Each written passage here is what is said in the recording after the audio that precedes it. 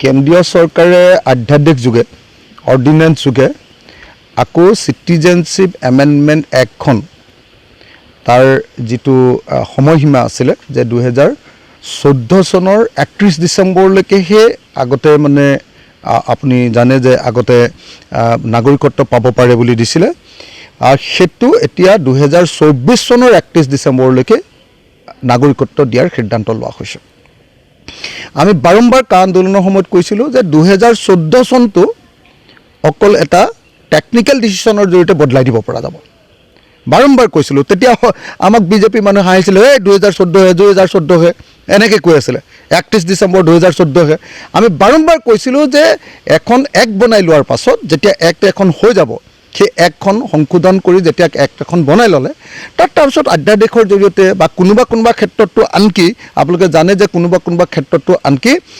মানে কেবিনেট ডিচিশ্যনৰ জৰিয়তে হৈ যায়। এতিয়া এইটো ক্ষেত্ৰত আমি দেখিছোঁ যে অধ্যাদেশৰ জৰিয়তে অৰ্ডিনেন্সৰ জৰিয়তে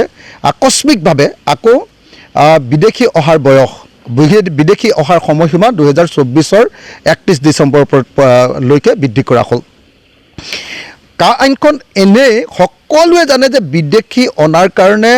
বিদেশীক গ্ৰহণ কৰাৰ কাৰণে, বিদেশীক নাগৰিকত্ব দিয়াৰ কাৰণে পৃথিৱীৰ ভিতৰত চাগে প্ৰথম এখন আইন সংশোধন কৰি দেশৰ যিখন এখন বেচিক আইন চিটিজেনশ্বিপ এক্ট 1955 তাক সংশোধন কৰি চিটিজেনশ্বিপ এমেণ্ডমেণ্ট বিল 2019 আনি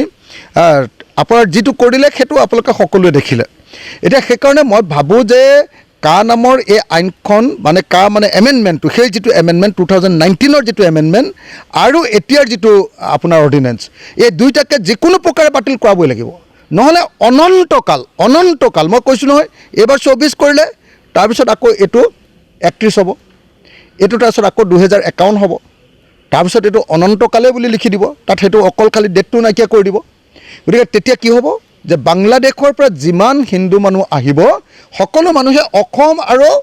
পশ্চিমবংগ, ত্ৰিপুৰাততো এতিয়া জেগা নাই, অসম আৰু পশ্চিমবংগলৈ আহিব। আৰু বাংলাদেশত মই বাৰম্বাৰ কৈ আছোঁ যে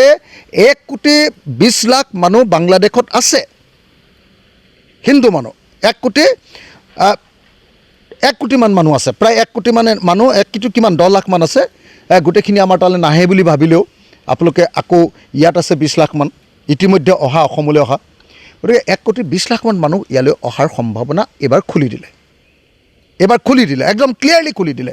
সেইকাৰণে যিকোনো প্ৰকাৰে অসমীয়া জাতিয়ে কা অৰ্থাৎ চিটিজেনশ্বিপ এমেণ্ডমেণ্ট এক্ট 2019 এইখন বাতিল কৰাব লাগিব, এইখন নাকচ কৰাব লাগিব, আৰু যেতিয়ালৈকে নকৰিব তেতিয়ালৈকে আমি যুঁজি থাকিবই লাগিব। মই এই মুহূৰ্তত কেন্দ্ৰীয় চৰকাৰক এইটো কথাৰ কাৰণে কেৱল গৰিহণা দিয়া নহয়,